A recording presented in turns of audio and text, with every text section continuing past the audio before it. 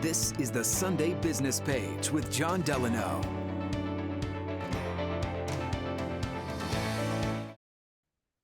Good morning, I'm Jon Delano. Welcome to another edition of the Sunday Business Page. And our very, very special guest today is Dave McCormick, who many of you will recall it was a candidate for the United States Senate last year in the Republican primary, but he's an author. And we now want to talk to him about a book that he's written that really is quite well written and quite good, Dave, called Superpower in Peril, a battle plan to renew America. Thank you, sir, for being with us today. Do appreciate it. Hey, John, thank you for having me. I really appreciate it. So let me ask you about your book. What's the genesis? Why did you want to write a book like this? Apparently, you did so over a number of years. Yeah, I started writing the book long before I decided to run for the Senate. In fact, it was before Pat Toomey even said he wasn't going to run. And it was based on the belief that America was headed in the wrong direction, economically, national security wise, even spiritually, that we were in decline. And a belief that decline's not inevitable, but neither is renewal. It depends on what we do. So this book is the What We Do book. And it's the argument is we need to educate our people, we need to confront China, and we need to secure America. And the title is very daunting, Superpower in Peril, but the book is really optimistic because I believe that America's best days are ahead. We just need to take the right steps. Well, I found the book to be very entertaining because you also wrap in a lot of your own personal biography, which is interesting because you've had quite a career in a lot of different aspects. Not unlike many of us who have dabbled here, dabbled here, dabbled here. But I want to ask you about a couple quick focuses that you have, and you mentioned one, which is China. How big a threat is China to us in the 21st century? Yeah, China is it's an existential threat. China threatens our economic well-being, our security, and America's place in the world. And as I say in the book, China has a plan for replacing America as the global superpower. And I say, what's our plan? And what I lay out in the book is our plan. Just let me give you one example. I went to China for the first time in 1992, when there was virtually no skyscrapers in Beijing, just a few. And today it's a city with thousands of skyscrapers.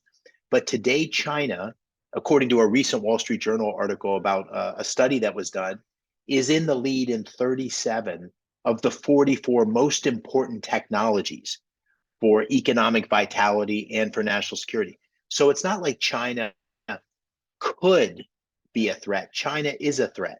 And so we need to have policies that decouple in strategic areas, make us less dependent, and restrict actions that businesses are taking that can make China more of a threat to us by helping the Chinese military.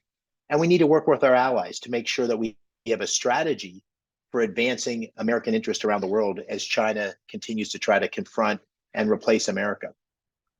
You have a chapter that's entitled Technology, a Plan for Supremacy. Do you think that American technology then is the way that we can compete in the world and beat China?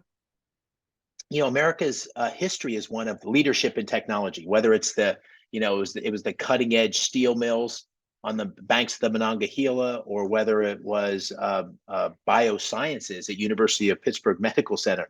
We have always been at the forefront of technology, but we're slipping behind China. And so I make an argument that we need to do the kinds of things that are required for innovation. We need to invest in basic R&D.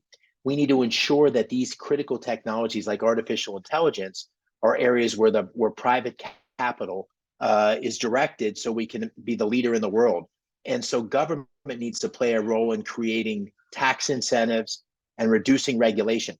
Take fracking, for example. Fracking's critical for our national security, and yet the regulations and the bureaucracy around fracking make it very difficult for us to be the leader in the world. Pennsylvania, as you know, John, is the fourth biggest natural gas reserves in the world compared to any country, but we can't get those reserves out of the ground.